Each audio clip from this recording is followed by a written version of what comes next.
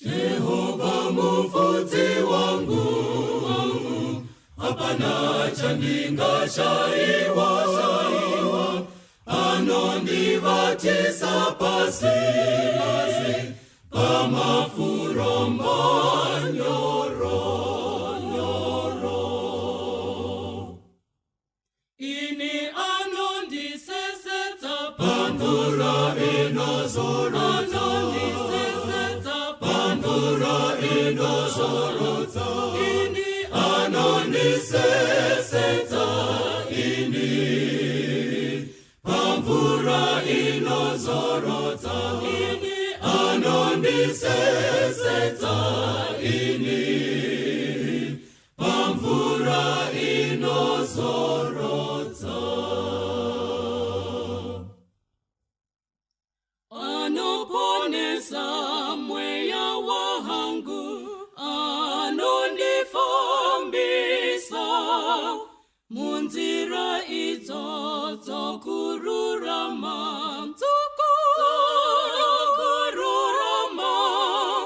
nokuda kwezita rake chete, nokuda kwasama hatenga. Zero kwazo munyo nikafamba, mumabunju mvuri werufu, andingatshaka ipandingatshino kuti imwe muneni zimbo yenyu nemudonzo wenyu zinondinyaradza. Makandikadzirira tafura pamberi pevavengi vangu, mukombe wangu unofachuka, une unofachuka. Zero kwazo upenyu nenyasha zichanditewerera ini ose, mazuva ose eupenyu wangu. Ndichakana Jehova mazuva namazuva, ndichakana Jehova mazuva namazuva.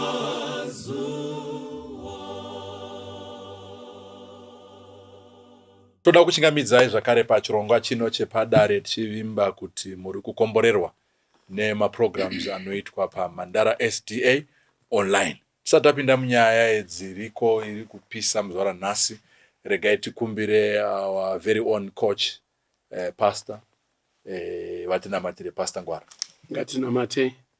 Baba, tinokutendai nekutiunganidza kwamatiita isu vedare eyo nevateereri nevatariri nevanotora mifananidzo iyoyi.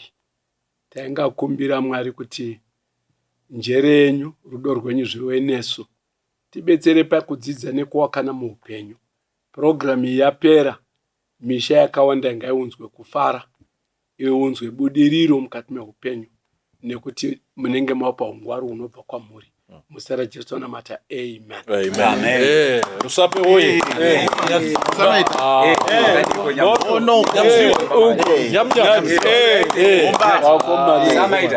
Munofara here gono? Unampota uchiombera tezvara. Sure, ndizvo tezvara wangu. Wakomana ndabva ndangofunganya muziyo wakaona kuti neimwe engo. Tikambotasa nemamwe maangles. Anoona maangles. Vanobva maangles. Toda kutenda naizvo gatengere hedu pananyati mutikwazisire vateereri. Makadini kuvateereri. Toda kutenda yet again another afternoon together. May God bless you, each one of you. We are honored pamunonyora like pafacebook vamwe vanobva vanyora pafacebook Facebook inenge ichipisa. Tangu ndoitwa Tsikada Gardner muyeranyati muzukuru wachipunza. Tinoda kutenda nevose vanobva pamaoresa paya, nyika yakakorera, nyika yakaropafadzwa, nyika region 42, the best land in the country. Ndoda kuchingamidza nekucherechedza shamwari dzangu vanondinyorera, vamwe vachindifonera. Mukoma Henry Makombe kuAmerica uko, may God bless you, pamwe chete na Noktula Makombe pamwe muchiona with your friends, may God bless you much. Ndinana mainini wangu, maini Tendai, maini Sandi, Mwari akuitire zvakanaka. Keep supporting and keep watching in numbers. Beautiful. Amen. Aiwa, makadi wadiwa watereri nemi watariri. Ine zita rangu ndoitwa coach Ngwaru, ndiri relationship coach, tinobatsirana kuwaka hukama. Ndoda kutenda nemi mose munoti kana mapedza kuwacha program munoya ku inbox kuti tiwake misha. Ndoda kutenda chaizvo nemi. On another note, ndoda kutenda this good friend of mine, Dr. Bepfefe ku UK. Mwana akadzidza paNyazura, chikoro chikuru. Nyasko. Warume, kana musina kudzidza paNyazura, Makakudzidza kupi kwenyu? Hamuna kumboenda kuskuru. Dr. Bepfefe, a former Nyazura student thriving in UK, God bless you. Nemi mose makaenda kuNyazura kuchikoro kwakaenda coach. Ndosaka makangwara sei marakomborerei. Thank you. Wonderful. Yeah. Again, the Indian Charles in Makombe. Again, kwasowa tereri wedu. Again, tange na wari kutora mfananidzo tokwasai wakomana. Totora imi momdoni tokwasai. Nyati? Yeah. Tokwasai. Zvakanaka Musandisiwe. Coach tokwasai nemvaru. Wasina basa. Gono. Aiwa, aiwa. Munhu mupromote.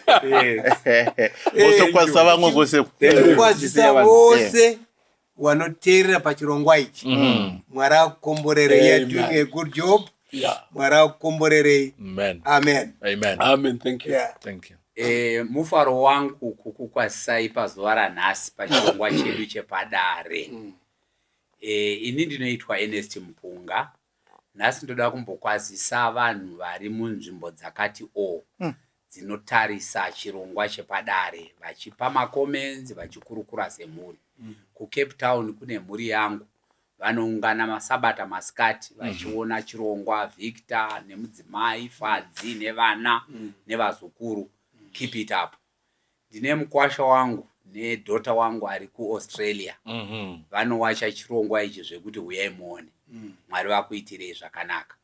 Ndine vamwe vazhinji hama dzedu dzinotarisa chirongwa ichi, vamwe vari ku UK, vamwe vari ku America, vamwe vari muno muZimbabwe, especially mhuri iri ku Brewery. Inoramba ichiti zvikanzi ndikati muchinzwa sei muchiti shona yacho zvikanzi chepadare tinochizwa ichi. That's very good. Toda kutendai nekuramba muchitsigira chirongwa chepadare. Dai Mwari vangakuitirai zvakanaka. Uye vamwe vanototi vapedza chirongwa ichi, mufundisi vanoti vapedza chirongwa ichi vogara pasi nemhuri, vanomboti vakati one vombomisa kuti point yataurwa naSamaita iri right. Umwe bva ati handinyatsowirana nayo odai vataura vakadai. That is nice. It keeps us good on a Sabbath day and we enjoy. God bless you all. Amen. Amen. Indoitwa G Mudoni, ndobva kwaRusape, ndiri zvakare Samaita. Muzora nhasi ndoda kukwazisa Samaita yose. Ana Samaita mese marangarirwa. Iko kuchena kwacho. Kuva smart kwenyu ana Samaita. Vese fanika sheti yandakapfeka iyi. Mwari vakuitirei zvakanaka ana Samaita. Ana Samsung. Kunze uko. Rambai muchibudirira mani. Ndo anacho. Mwari vakuitirei, ndimi anhu acho imi. Mwari vakuitirei zvakanaka, vakuchengetei. Musoro donyaya uri kuti iwo ndichadzoka kana zvaita bo. Ndodzoka kana zvaita mushe. Kana neimwe language. Asi ndichadzoka kana zvaita bo. wabho chai.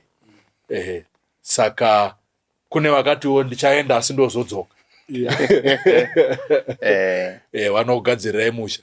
Saka asi nhasi tine nyaya iri pamusoro pemusoro wenyaya iwowo. Regai tiverengerwe naNyati tinzwe kuti munyora ari kuti kudini. Kwanzi varume, I had a business that I was operating, and now zvinhu zvakandiomera to the point yekuti my wife left me and said, ndozodzoka zvinhu kana zvaita musha. I could no longer afford the nice food and had said to her, we need to change zvikoro zvavana, but she left with the kids, akaenda kumba kuvabereki vake nevana. And she keeps saying, handidzoki kusvika zvinhu zvako zvabho. Inini zvikaita mushe. I'm thinking of calling for a divorce. Because it seems this theory of feeding women, providing for them, is going overboard. Especially kana ukanga wakabroka. Ndodi uyedari ndakapresa. Saka mudzimai ari kuti handidzoki kusvika zvinhu zvaita bho. Ndiyo nyaya yatinayo. Saka pandakambotaura neumwe munhu ndichimuudza nyaya achingipedza kumuverengera ndobva angoti vakadzi havaendi kudenga.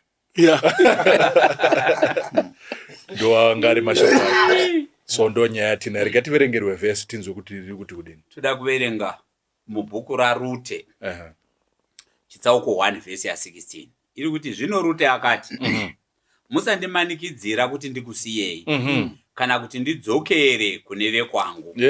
Nekuti kwamuchaenda ndo kwandichaenda. Famba. Ndichaenda nemi, kwamuchagara ndo pandichagara. Pamuchararamira ndo pandichararamira. Vanhu venyu vachava vanhu vangu. Uyezve Mwari wenyu achava Mwari wangu. Nenzara yenyu ichava nzara yangu. Leo umwe mukadzi uyu.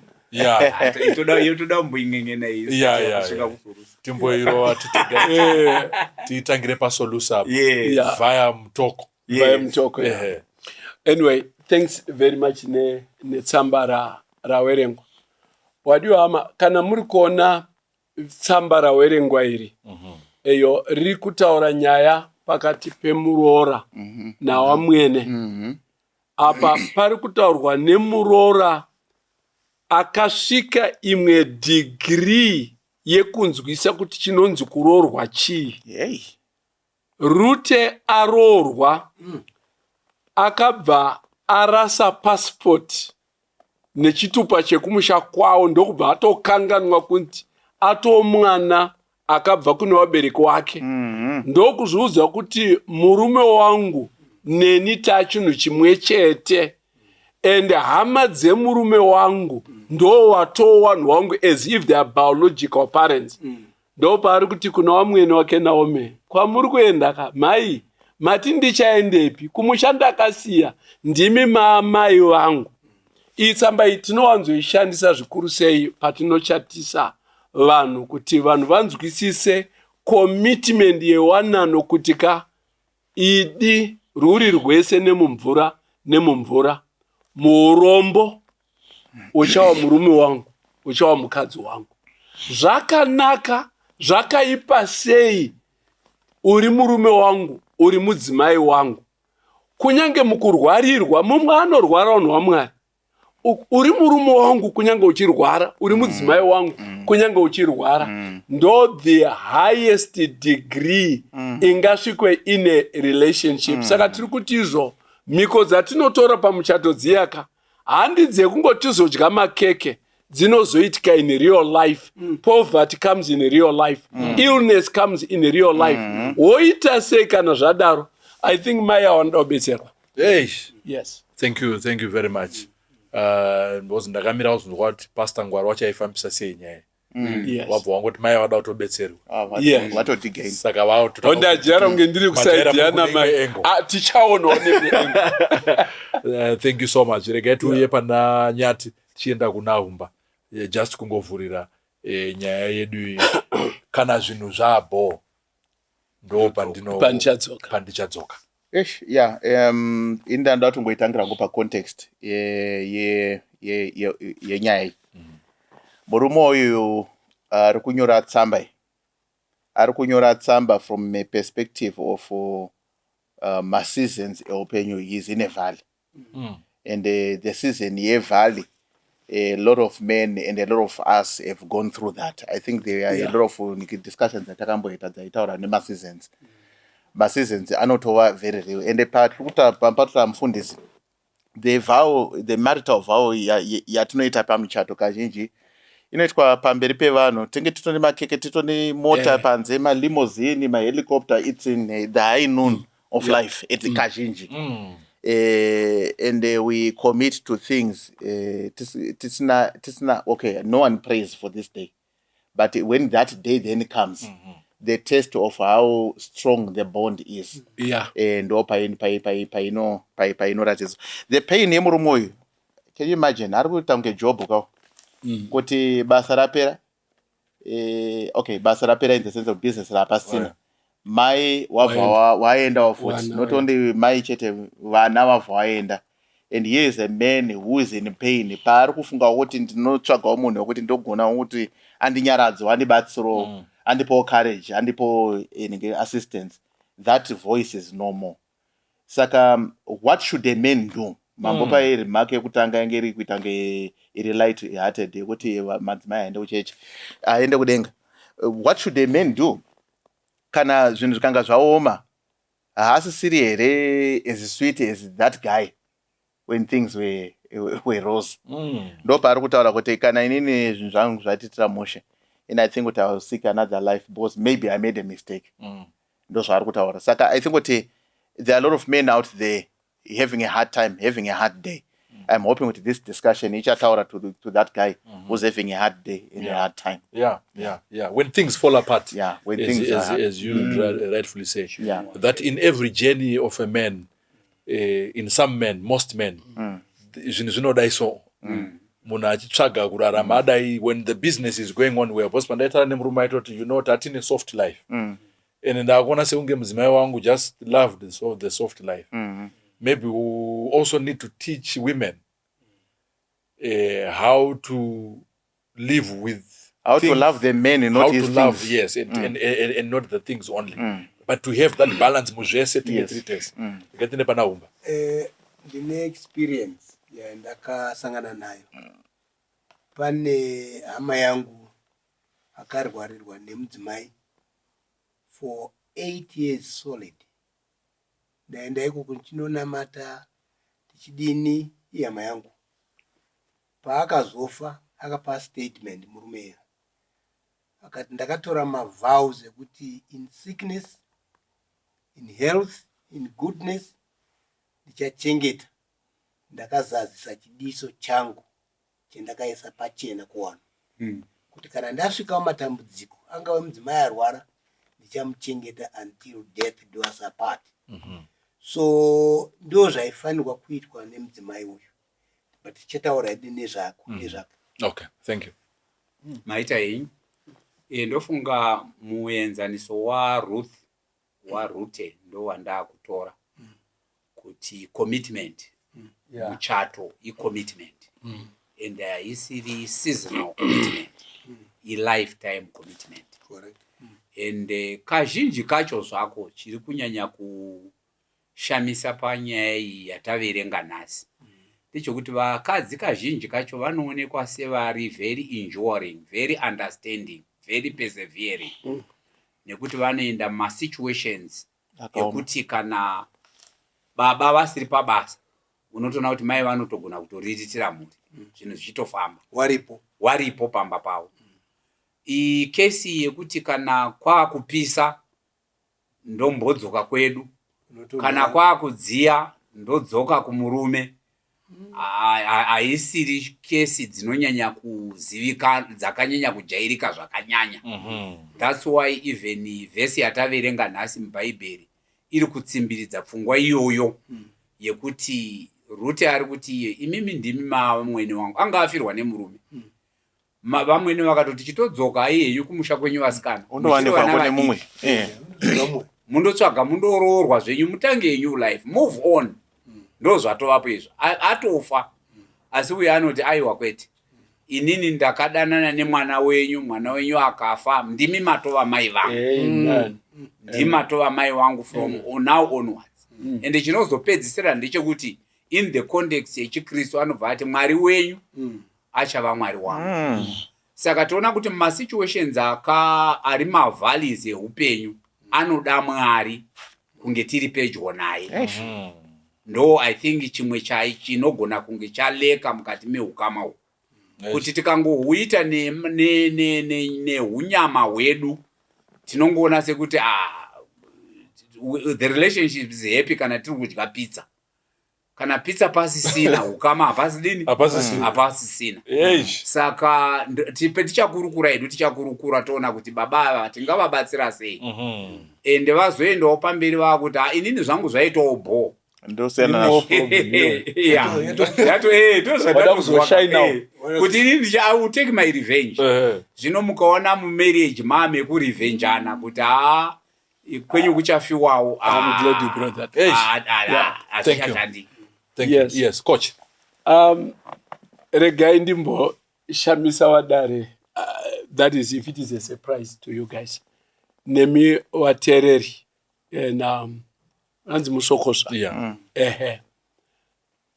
Imi marriage inoputsika musi wayakatanga. Zvekuzoira kumberi ukoko kutongozadzisa. Inenge chidzedzereka. It staggers its way to an end which is predetermined. Hey, are you getting the point? Right.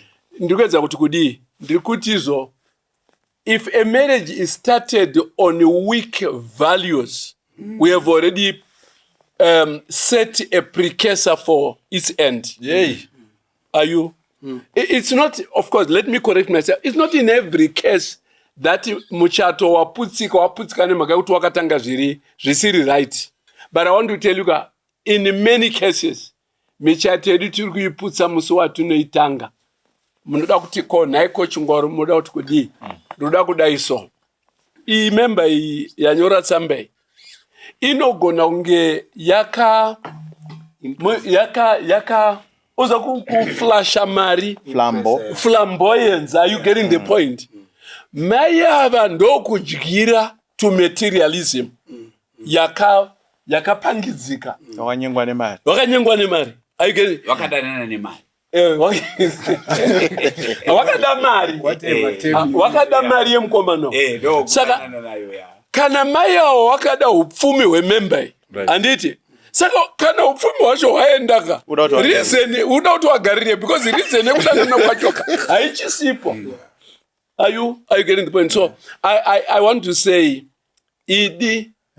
courtship and dating should be able to be a place where we test our values to see whether dzinomisa mumba here kana kuti kwete.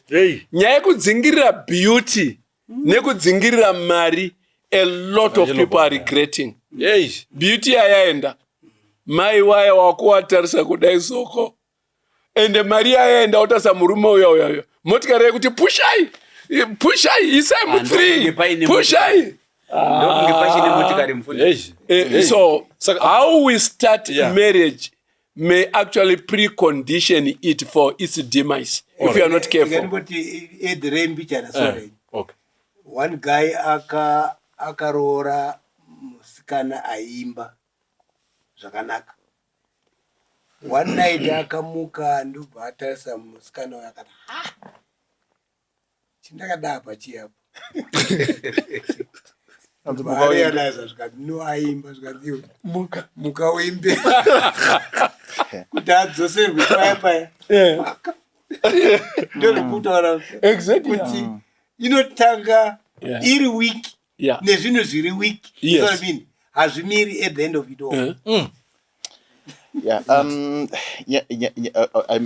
I'm with the pastor. Yeah. And that's important. So far it is. Keep yourself safe. 30 minutes.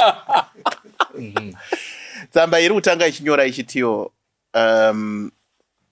varume I had a business that I was operating. and zvinhu zvandoomera to the extent yekuti my wife has left me.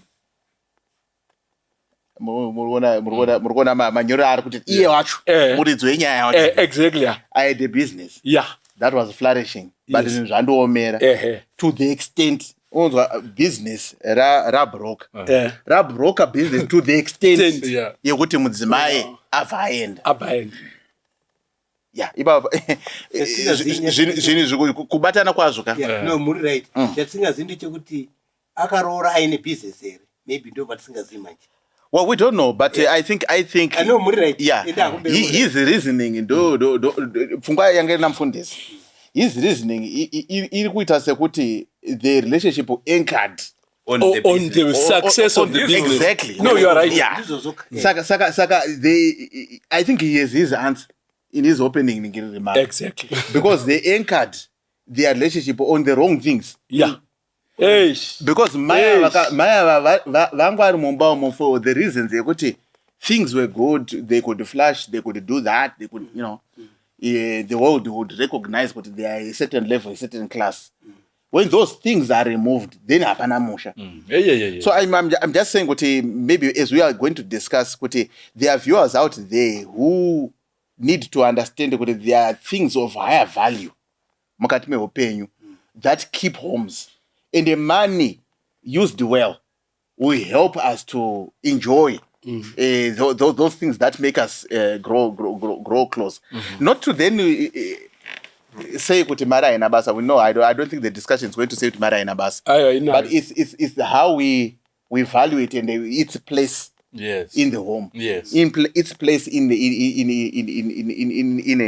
the happiness. So there's that one aspect. Then the other aspect that I didn't think would maybe it's not so much of a big aspect.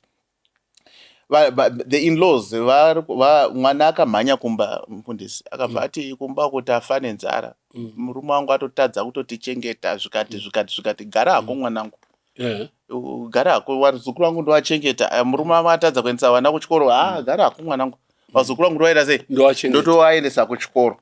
There's that also that aspect in-laws who are not understanding kuti by so doing they're actually ruining musha.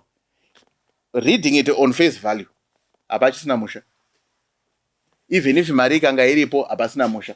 Zvakutongoreva ndezvokuti mari is never a basis for happiness. It may never necessarily give you happiness. There are things that we actually do as human beings, the social aspect that we need to give one to another that build homes. Thank you. Gono? Yes. Maitai. Ndofunga kusimudzira kubva pana Nyati pavataura vachitaura pamusoro pekuti marriage yenyu iri based on what? I think that point you have made it very clearly. And especially kuvadiki vedu vasati varoora, kune those who might have gotten into businesses vasati vaane dzimhuri, whether is the wife or is the husband or is the girl or the boy. Indinosimbo advise my youth ndichiti inini, zvakanaka kuti uraurane nemukomana wako mese musina chinhu, mobuilda zvinhu zvenyu together. Exactly. Because you are not part of the furniture. Yes. You are not part, just like wawana zvese zviripo zvinogona kutokanganisa, hazvina kuipa kuti umwe ane zvinhu zvaanazvo moroorana, hazvina kuipa. But right on the onset, understandanai where the position yenyu muri vaviri in relation to things. Things come and go. Exactly. No nature yazvo. They come, they go, just like seasons. They come and go. Saka ndotovakurudzira kutoti aiwa, asitorina ari right. Mosimudza zvinhu zvenyu muri mese, mandoroja, maenda kundotenga kaflati, matenga first car mese, that is okay. Kana masvika zviripo, then chiisai zvinhu panzvimbo yazvo. Imimi vanhu mozviisa pamusoro pezvinhu. Otherwise mukasadaro hazvifambi. Now, given our scenario, murume uyu atova neproblem. Ati mudzimai akaenda, yes, iyewo wacho anenge ane challenge. Nekuti the way he is emphasizing sezvamboriferwa naNyati, ndikaita bo kuti ndikaita bo uchadzoka chete. Saka rudo harusi rwokuda kundodaidza, kuda kuti uone kuti wandiona ndinowa ndichimuka inini chiona pandari uchadzoka chete ende kana wadzoka manje ndoti handichakudi. Okay. Saka game racho hari balance kana rakadaro. Remember, okay, repeat saying. Ngative ine values ataverenga kuna Ruth neamwene vake must be the same values dzatinadzo in a marriage. Kana tichinge tashaya tinoshaya tiri tese. Tichinge tawana Mwari vatikomborera zvakanaka tofara tiri tese. Chimwe chechipiri futi chandoda kuti nditaure kuhama yangu especially the guy ndeyekuti iyo maybe communication yenyu inogona kunge iri something isina kufambawo futi zvakanaka in terms of kudonha kwako kana kudonha kwemabusiness ako. What kind of conversations were you having? Is this something that you shared nemudzimai wako muchito, because business rinenge riri kuranwa nemunhu wani. Mudzimai is a spectator, is just a consumer of the goods that are being produced. Hapana partnership hapo. Not necessarily that she is working in the business per se, but even whatever you do, really business rako iwewe murume uine mudzimai wako, learn to share so that she realizes ma challenges ariko mu environment, ma clients zviri kuitika and so forth, so that it doesn't come as a surprise. Akangozouya mangwana konzi nesadza hapasitori namuriwo hapasitori navana ngatichitochinja kuchikoro ko zvabva nepi. Sometimes panotozouya language imwe yekutoti maitodya zvenyu mari yenyu nechii nevamwe vanhu kunze uko, ndosaka zvinhu zvisina kufamba mushe. Okay, ndaona engo yamuroda kuya naye. Inini ndandichiona sekunge murume uyu kuti ataura zvinhu zvangu zvikazoita bo is very emotional. Haisi tsamba here munhu ari kurwadziwa, pamwe akashorwa adzikisirwa to an extent yekuti ndazosiyiwa nekuti handichakwanisi kuafoda zvinhu zvataisimboita tese. Right. Kuita bhoko zvakanaka kuti afaite kuti adzokere back, because life doesn't end because wa broke. Unotosimudzira and continue handitika. But attitude yakewo kumukadzi ndoyendiri kuti nini uri kuti kana zvato marriage hapasitorina. Saka issue iripo iyi yambotaurwa na coach yekuti look, you are basing your relationship on things and things will go. Things will get finished. Amen umba makambobrokawo here mukazosimuka. Ngatitaurire mukomana uyu. Ndaitengesa insurance for 40 years.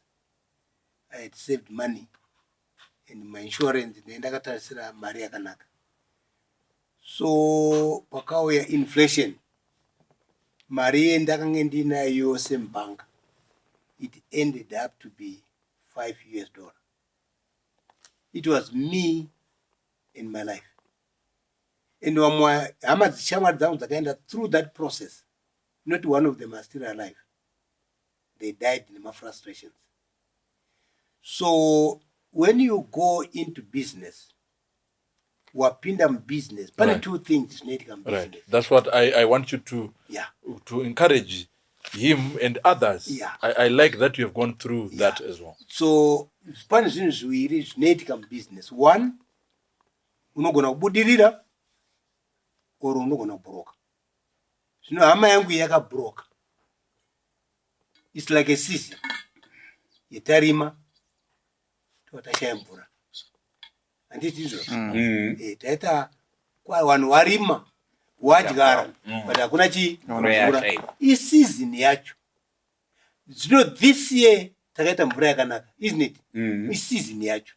Zvino ini ndoda kuti ubvise attitude yekuti kana zvinhu zvangu zvazoita bore ndaakutsvaga mumwe mukadzi. That's not the solution.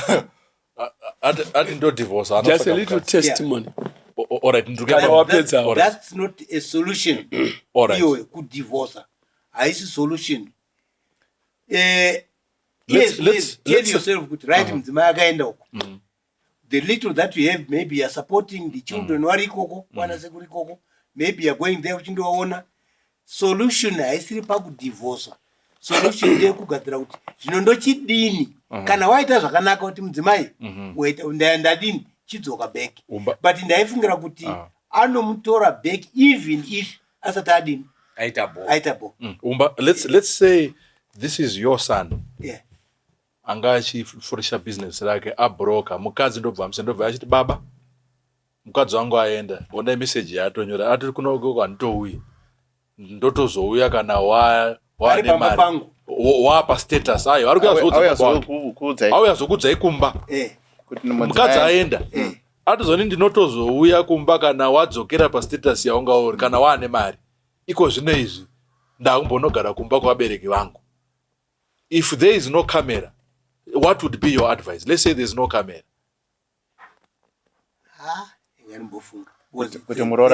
Thank you. Very difficult question. Thank you. Yeah. Right. Rega ningotanga ne iyo yeyo. Vakuru vedu ma pioneers of our culture. Right. Wengo waine wisdom inonetsa kubhitana nasi. Vakativo ane benzi ndane rake. If your wife is foolish, that's your wife. Work on your marriage, work together until she sees the light. She will see the light one day. Kana murume wako ari benzi ka, haungarirambe nekuti murume wangu ibenzi. Gara nebenzi rako. Saka natiri kutesta vows edu anogona kuto include somebody who is stupid, who is foolish, anaita materialistic decisions. Aunga murambe nemaka kuti ari foolish. Are you getting the point? Saka tukuti ane benzi ndani, ane rake.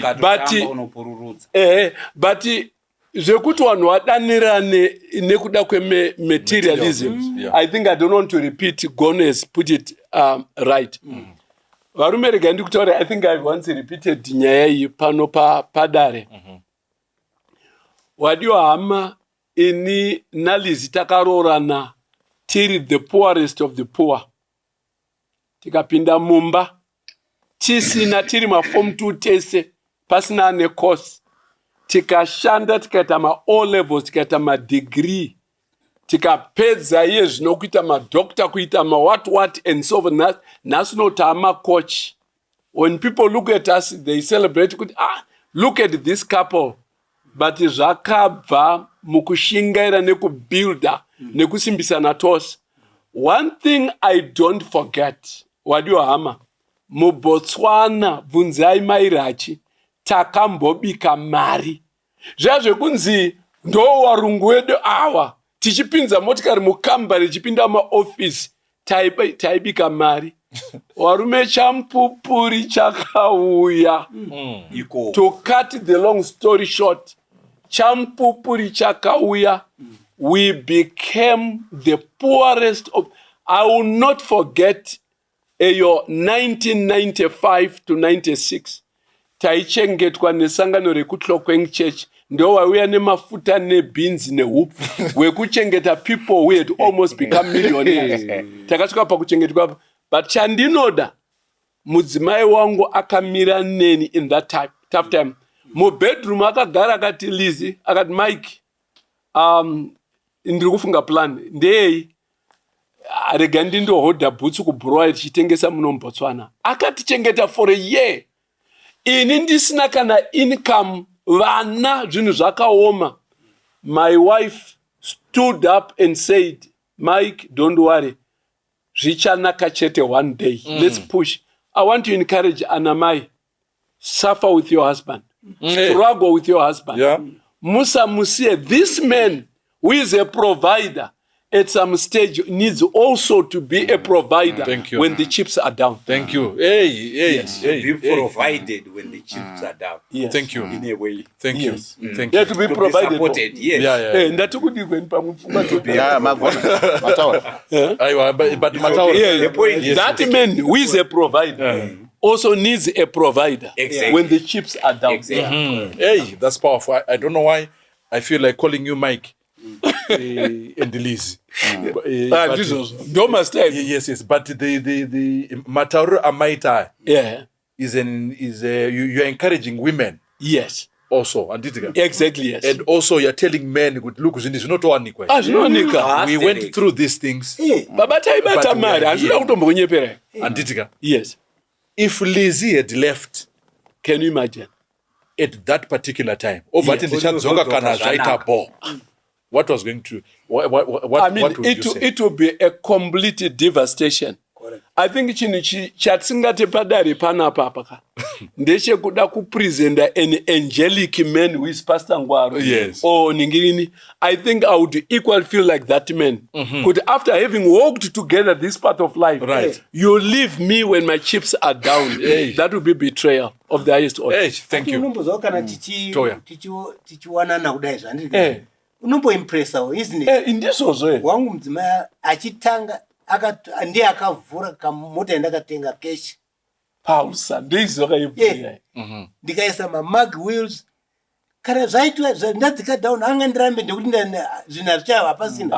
Kwasara $5. $5. Because mabasa ne $5. All right, get into it. Yeah, and I just think what we are all agreeing, and the issue is what we are all men.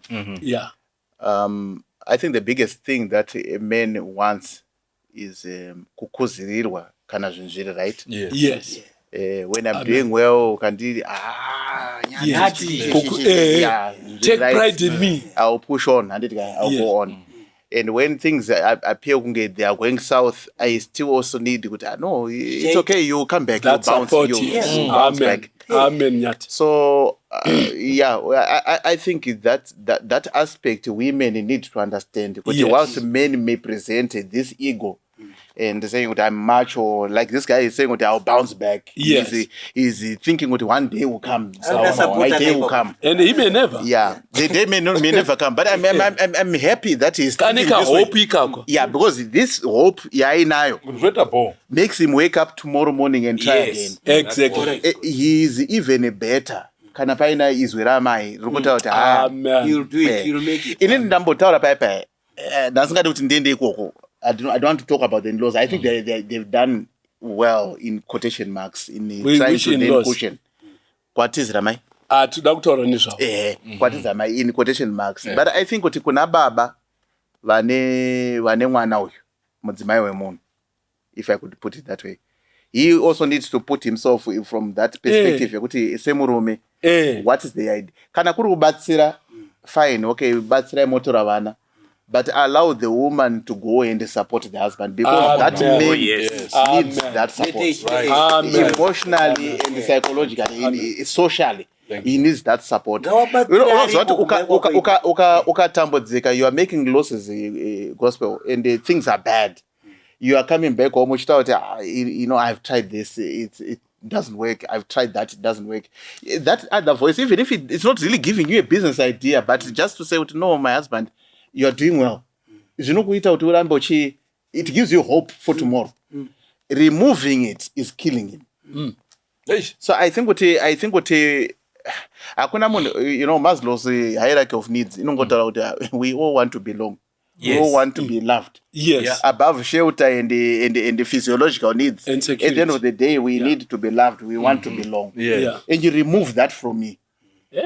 You are removing that from me. Ini ndakarora. Ini ndakarora. Yeah. Indakarora nigiri mkomagono. Rimukadzi wangu. Ndine mudzimai wangu. Makunditorera futi that. Saka what remains of me? Thank you. I was Pane statement bedroom as well. Exactly. all right. Ne bedroom vakoshesa bedroom. Chigombira ye bedroom. Imi yokurwa nenyuchi. Wada kurwa nenyuchi bedroom. Ndoba na nyuchi. Ndachida kuwedzera. All right. Gono pa point yamuda kutaura iyoyo. Because he also said zvinhu zvauri kuti kutambudzika. Mama nyanyusika pa which extent. Ndasapa extend yekuti zviya zvekuti obva ati kumba kuno hakuna chikafu. Tobva ndati no hakuna chikafu but kune mukaka. Bikai sadza nemukaka. So mukadzi obva ati handidyi mukaka. I can't afford the nice food. That's why anyona chida. Yeah. Saka mukadzi ati handidyi mukaka. Chikafu chiri kwasi chiri. But murume ari kuti but chikafu ari kuti mukaka chikafu. Mukadzi akuti hachisi. Saka zvinani ndiende kupi? Because magariro atiri kuita madyiro atiri kuita vana vangu nezvavari kudyiswa izvi. I now need to move. Saka nyatobva wazobata nyaya yekuti kotaida kubata kuti kwakaenda mukadzi uko. Are they accepting their daughter kuti zvese zviri right kana tafana kudzokera murume vato accept unless tatarisa neimwe angle yekuti maybe there is more to it than just kungobhuroka nekushaya mari zvinenge zvisina kubuda mutsamba. But kana vari vana baba seni hangu mwana wodzoka kuti ndadzoka because murume wangu hachashandi, ndinomubvunza kuti kuiwewe chichi chawakatakura ichi nekuti kana maane vana mukadzi nemurume maakutobatsirana this business yekuti iye ataura chiti this business of looking after women. There are women who come and become a burden to the husband as opposed to be a partner. Yes, indine ma responsibilities angu ekufenda for my family. I'm not trying to run away from that. But ndine mubatsiri wanguka. Ndo zvinototaura pa ipi. Mbonibatsira ndipa ma1. And ponenge uchindibatsira unoona kuti okay fine ku business kwa baba akuzi kushanda. Ko indikatanga okamusika. Ndikatanga kuchiprovide instead yekuti mukaka handiudi ndochitanga hangu kuita ma vegetable zvinodini. Then if you start now kungoti ngatichibvisa vana from school, I think that is a very noble. Yes. Ngati adjust nekuti the man of saying is trying to adjust. Let's adjust. Yototi kana ndautotora vana vacho ndautenda nawo kuborodel. Tingamboiseka timbokanda ka theology. Yes. Rega vapedze domokology tozoya kune theology. Bozi vangu vari vanenge vari kuti muri kudhomoka but idhomoka saka indikuona sekuti point yandinoda kungoraisa ndeyekuti mudzimai batsirana nemurume wako une maoko une njere une pfungwa. Amen. Don't destroy your home because you don't want to work. You are being lazy. Your husband and he's making every effort and he's saying I'll bounce back. Bounce back. And he will bounce back. I'll bounce back. Iwo wotora vana woenda navo ine environment yanyuwani wakutosiya murume wako. That is not right. Support him. Right. Ini ndoda kudaiso vatereri ende ndoziva kuti muchanditswanya mugondiponda mugondikanda mubhini ndikande henyu but regai ndizvirewe. Ini kubva kuna Genesis kusvika kuna Revelation when it comes to marriage asi andakaona vhesi rinoti provider ndiani receiver ndiani. Kana riripo ndiudzeyo. Vhesi rinoti husband is the provider and the wife is a receiver. Mubhaibheri irorero ndoda this idea kuti man is a provider eyo that verse is not simply talking to your husband, it's talking to humanity. Because under Adam pakanzi uchadya cheziya zvikanzi uchafa nekufa zviro kwazvo kuguruwa uchadzokera Eva hana kuudzwa zvekufa. So that particular ningirigini eyo verse yoyo ka haisi kutombota kuti provider ndiani. Mukada kumanya kuna Proverbs 31 inobva yanyatsokuisira pachena kuti everyone who is married in a marriage context anofana kudi every partner is a provider. Ayu isusu takura muculture kudai akainterpreta mascripture neizvozvo and then it becomes a law kuti murume ndiwe provider. Ayu iwoswera wakarara uchindoda kufa ndoda kufidwa uri nyana isu ana Marian Wamarian mozi wakabva kwenyimi Wamarian you get the point. Wazvara ana baba wedu isusu varume ana sekuru waivhima uku ana mbuya waidyara nzungu kwenge kusina munhu wemuZimbabwe during Rhodesian time anoti mukadzi ndinoswera baba ndo wanoita provider. Everybody was a provider in an African culture yechiZimbabwe chaiyo. Saka vasikana vakadziswa urbanization ndo yazoya nemavhesi asimo mubhaibheri ekuti maigara ekupa murume is a provider. It's foreign to the Bible. Saka zvekutoti murume uyu dai taisverenga imwe nyaya yekutoti murume ndiye atoenda achiti ndichadzoka kana zvaita bo. Imimi tsvagai chikamu chadzoka kana 14. Everybody is a provider in marriage. That's deep. Kuna mai truly speaking inyoka Mazuza zvanaka. Maya. Anoda kufidwa. Maitani. Chinofidwa wana. Amen. Not munhu mukuru kwete. Saka ndinoda kutaura kune I like that. wakatora mwana wawa. Iwa ungati mbori wasakuru. Kana wakateerera this one, ndeda kuti watizvo wadzosere mukadzi. Yeah, it's a crime. Kana wachida kubatsira, wabatsire muriyo iri ikoko. Kana ngaunze munhu wese kumba kwawo nemurume wacho. Yeah. So guy wabereka wadeprive murume kuti aone mudzimai wake newana wake yatsimbirimo munhu anaka ko waprovide here bedroom both achatsvaga rimwe bedroom nezvori kuita wabereka otherwise munozwa dambudziko ndere we go back to tambotasa flamboyance from the husband's point of view but togona kuona flamboyance from the parents point of view kuti vana vakagurumiwa kuti hamuzi vatamburi muri wapfumi hamudye tunhu twese hamudye mabhonzo hamudye mukaka nesadza and whatever kana manetseka mwanangu the door is still open so we have maparents vanazvo zvekuti nemhaka yekuti vanazvo havachape mwana mukana wekukura in hardship matrials make us hanzi napauro we even also rejoice in tribulation because we know that tribulation produces what? Hope. And hope produces character. Let's allow our children to experience pain and suffering. That is what makes them into women.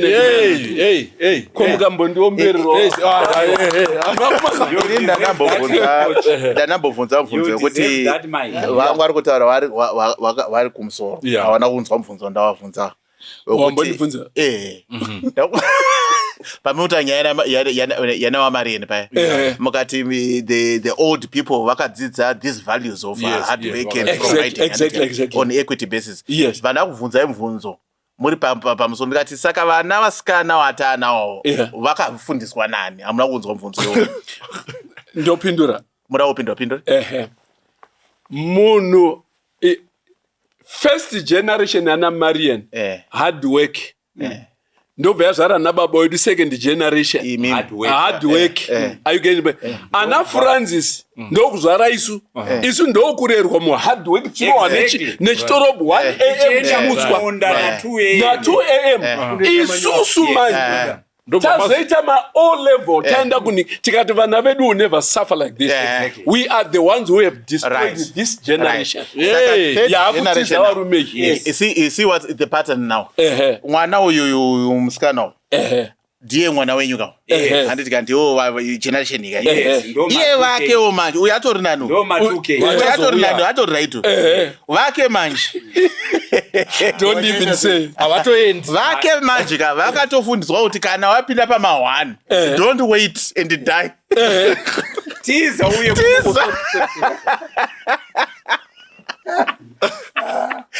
what a generation. So you have a fourth generation, right? You have a fourth generation yevana va mu season now yekuti vanozwa kuti kana pangweta nhamo don't face it, run away. So and I want to say kuti kuna maya kune mukadzi akatizo akabuda ari kumira kuti zvinhu zvinake. There's going to be a time when she needs to interrogate kuti vana vangu vakasangana nema situations akadai vanofana kuita sei. How are you going to build resilience in your children? Don't mvunza toda kuti maya vagona kuzopindura. Kuna ana mbuya na sekuru vane mhuri what resilience are they building mumwana wavo nemwazukuru? What is the communication that they are building? That's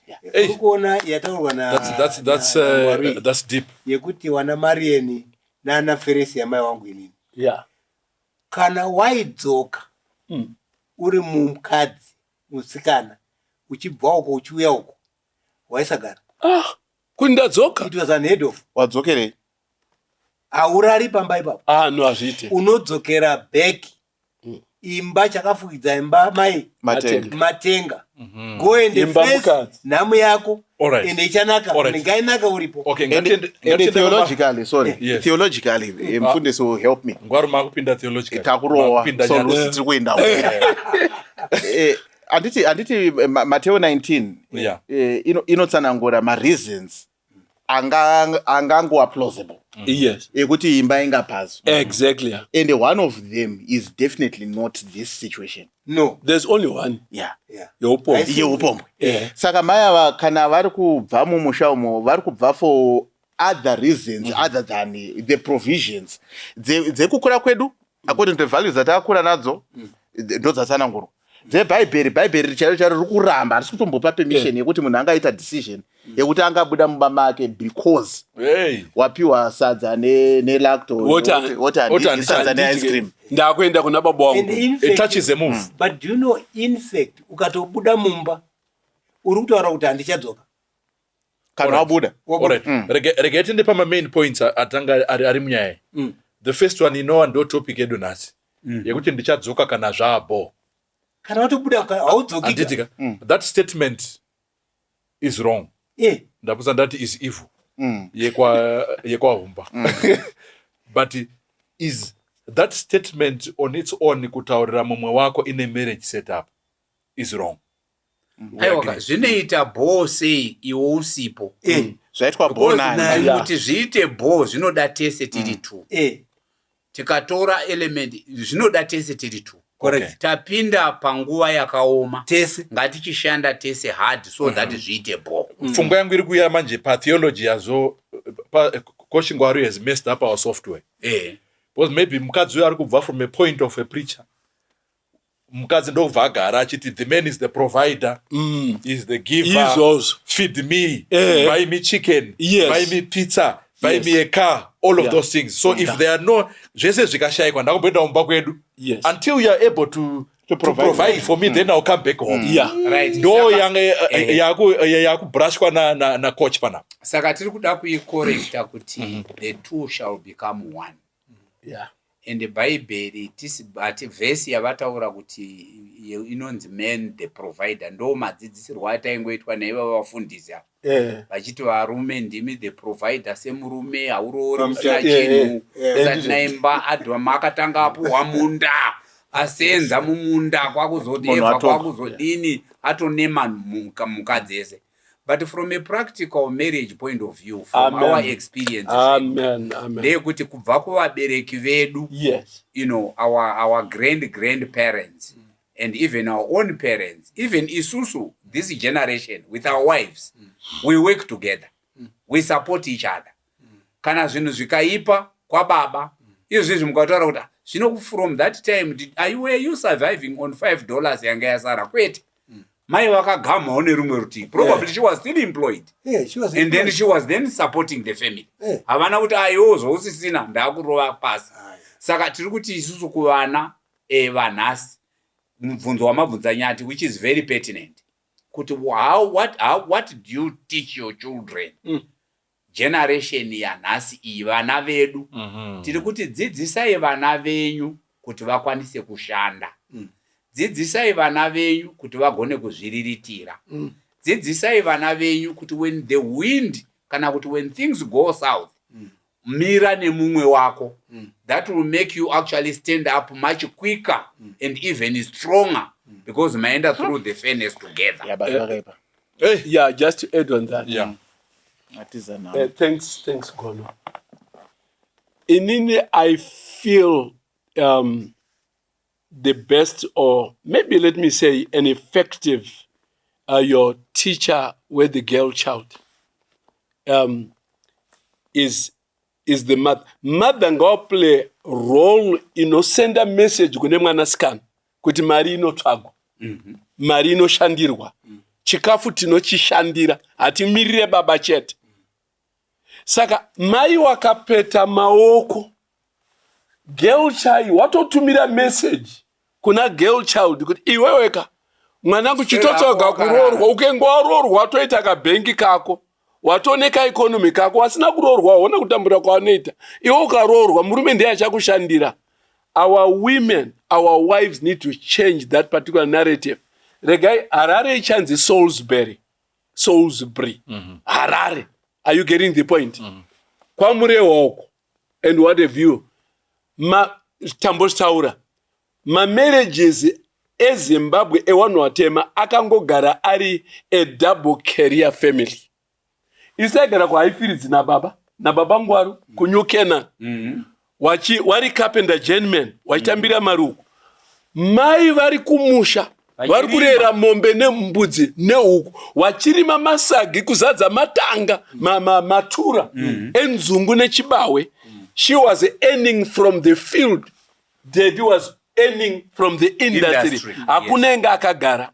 This idea yekunzi murume is a provider and mudzimai is a beneficiary is evil in the name of Jesus. Regretted. Aiwa ndataura sa handi ndataura ndiumba taura. Ndataura language yo ndiumba.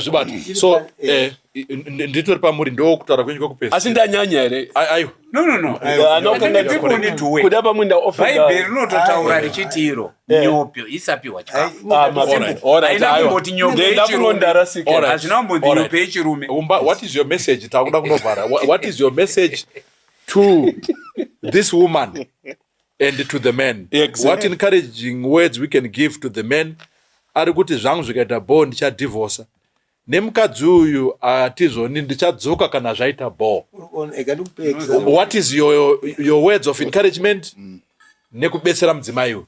Your last words. The situation ndakasangana nayo not long ago. This guy named Zvaita, they were in London. Murume ndobva ati mudzimai takudzokera kumusha newana zvikanzi alright ndobva wambouya wese ndo mudzimai tokuona kuti situation haina kumira zvakanaka kuno svika ndakudzokera svika nemurume kana wadzokera ndo papera sarungano wana vari kuno vari kuLondon ndo wana wakadzidziswa kunzi haufaniri kusafa haufaniri kutambudzika. Then ndochitaura apa kune mudzimai uyu. Mudzimai uyu one inyope haana basa raari kuita. Anda kufidwa. Hakuna munhu anofanira kufidha mumwe tofanira kubatsirana. Amen. Ndekuti look mai ava vakapeta maoko, that's what it means. Dorcas Muzo Dorcas well, Bible. He spoke few words, but what he spoke to that woman are her fingers. Saka mayawa inyope yepano pasipana. Saka tuibatsira si. Aibatsiriki because akarerwa wrongly. Let's be honest. Alright. Saka vabereki vake ndo watingauudze. Vabereki vake ndo zorei mwana vaudze. Tine problem nevabereki wane this mentality. So your advice wabereki ndo kuti vadzorere mwana wayo kumwana. Ndamboitaura paya. But let me repeat. Yes, both these are the last words. Kana wakasateerera vabereki avo kuti pamwe hawana foni dzacho. Iwe murume nemukadzi kumukatevera. Itai vabereki venyu vateerere this program. Tiri kuti vabereki dzoserai mwana wenyu kumurume wake. Mamudeprive bedroom ndo first thing. Chimamudeprive. Ndo saka murume uyu ari ega wana ari kuti business harisi kufamba bedroom hamusi kufamba haachaone wana wake. Muko akukwete kuti hamusi kufamba. Muri kumupa problem isingasolveki easily. Thank you. Gono. The last words. Inini mashoko angu ekupedzisira kubatsira this couple ndeyekuti iyo tsvaganai motaurirana imuri vaviri, you are now adults. Motaura kuti mudzimai wangu hautizi musha nechikonzero chenhamo, hauramwiri gudo munda, ngatidzoke tishande pamwe chete zvinhu zvedu zvichanaka. Kana vana sekuru vatati tombosisiya vana kwana sekuru, it's okay, it's only for a while. But it shouldn't be permanent. Ngazvigadzirike muenderere pamberi. Kurambana sedare rinoira hatizvikurudziri. Nekuti Bible tinogaidwa neBible in all our discussions. Bible is very clear, tinovenga kurambana. Correct. Chatifadza panyaya yenyu muri vaviri, hatisi kunzwa nyaya yekuti uyu haavimbiki uyu haavimbiki kwete. Tiri kunzwa nyaya yekutaura kuti inhamo chete. Nhamo inouya ichipera. Saka shandai pamwe chete, zvinhu zvenyu zvinoita bo. Thank you.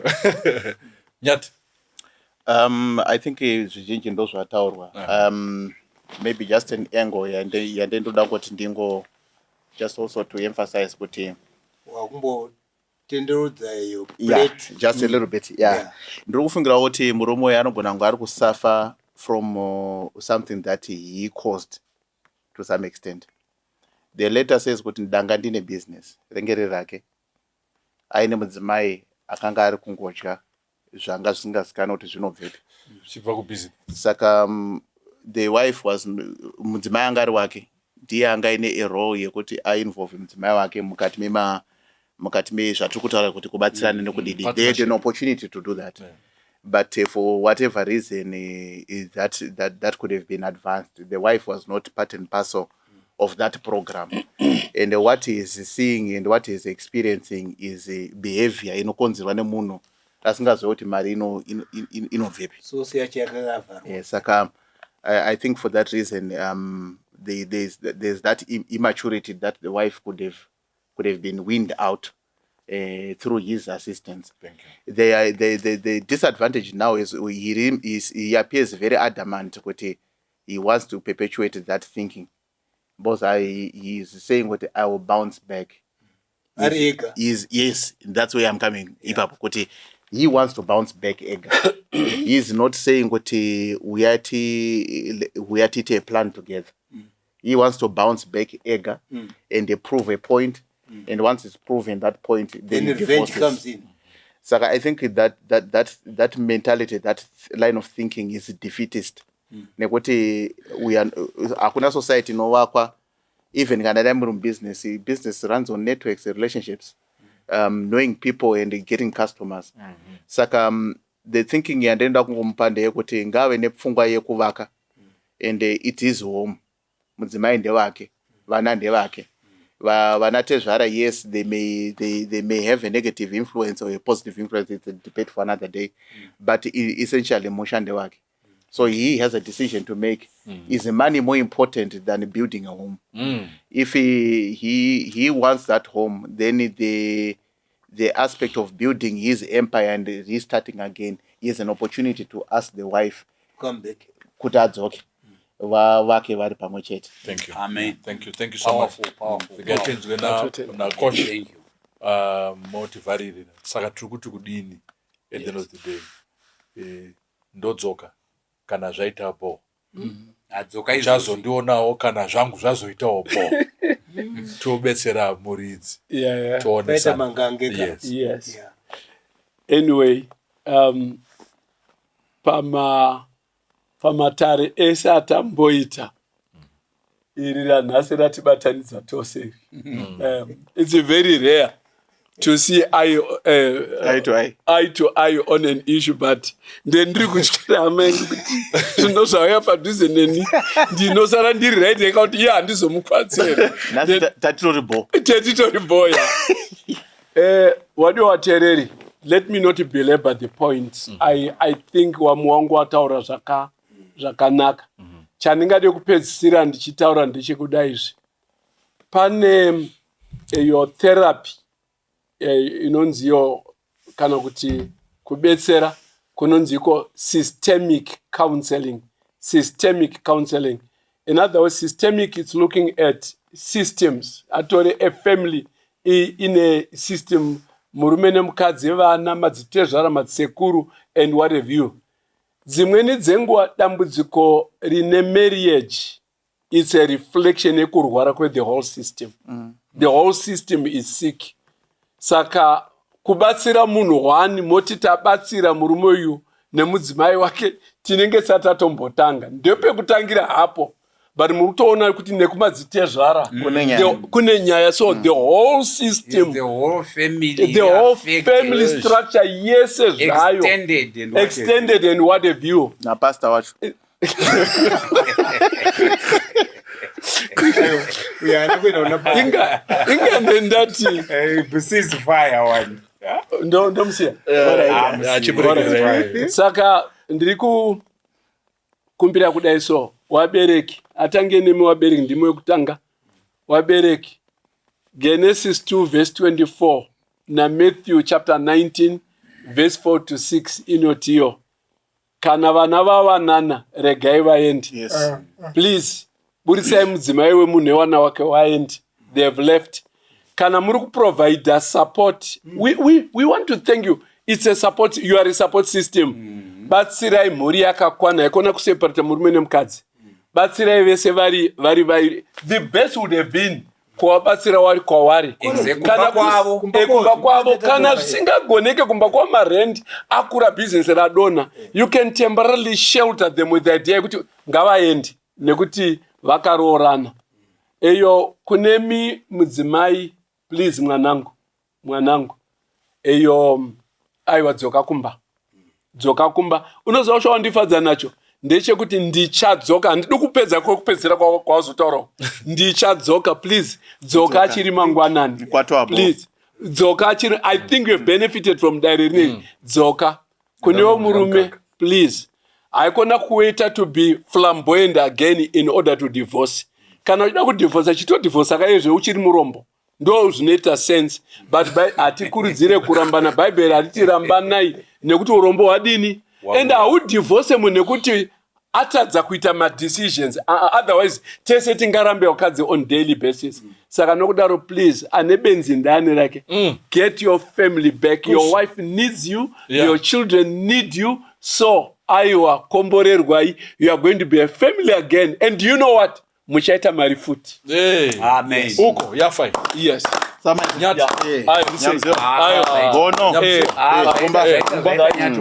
Wonderful. Regai kumbere gono wativhare nemunamato. Ngatinamate. Baba vedu makanaka muri kumusoro kudenga. Toda kutendai nenyaya yatakurukura pazuva ranhasi. Toda kutendai nemhuri iyi yaunza nyaya yayo kuti tikurukure, kuti tibatsirane. Pane vazhinji vane zvimiro zvakadai. Mukukurukura kwedu taitoona kuti pane pamwe pataifunga takapesera maererano nekurarama mukati menyika ino. Toda kutendai kuti vhesi rataverenga ratiisira pachena. Kuti kana tiina Mwari, zvinhu zvedu hazvifi zvachose. Zvinogona kumbosvava kwenguva shoma. Asi Mwari vanozvidiridza zvikasimuka. Tinonamatira rudo mukati memhuri iyi. Tinonamatira vana ava vatisina kutaura nezvavo vari mukati memhuri iyi.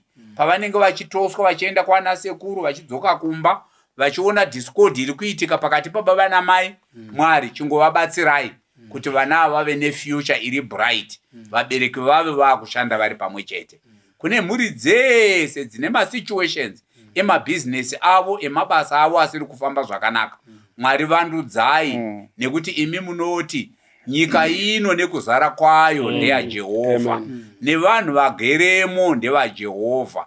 Mune on 1,000 hills mune mombe dzakawanda. Upfumi hwenyimi Mwari hauperi. Chezvinongoda ndechekuti tivimbe nemi imi mugotisimudzira tigokomborereka. Muzita raJesu muponesi tinonamata. Amen. Amen. Yabayo. Yanga iripo. Danzwa nezvikomborero muri kuvapatenzi vamwe vari kugashira madonwe mundipenyi Mwari kuneneni Mwari kuneneni madonwe mundipenyi Mwari kuneneni Mwari kuneneni madonwe mundipenyi musandi kureba bakananda shata ini itenzibo sazondisiye mutawe wenyundipenyi Mwari kuneneni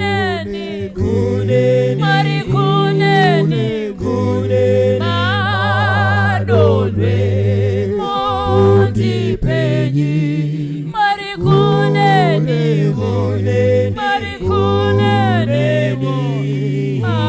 madonwe mundipenyi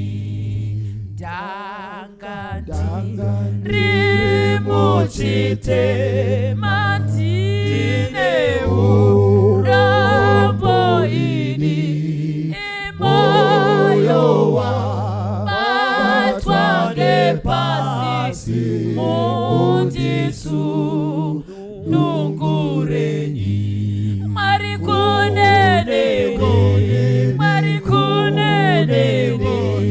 madonwe mundipenyi marikunene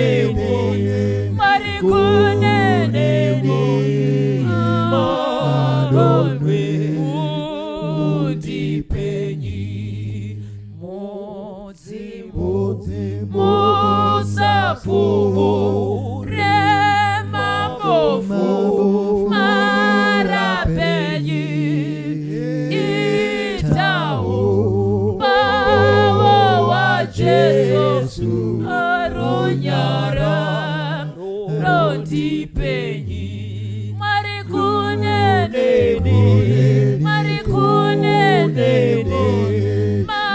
madonwe mundipenyi marikunene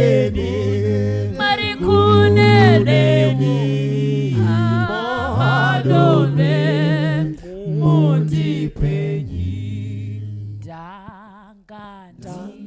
tiri muchitema tineu rambo ini iwa mayowa matwange pasi mundisu nungurenyi marikunene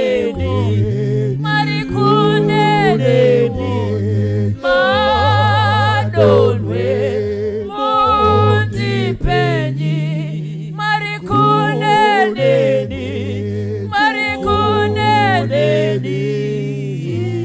madonwe mundipenyi musapfuvu remabofu marapenyi itau bawa wa Jesu runyara rondipenyi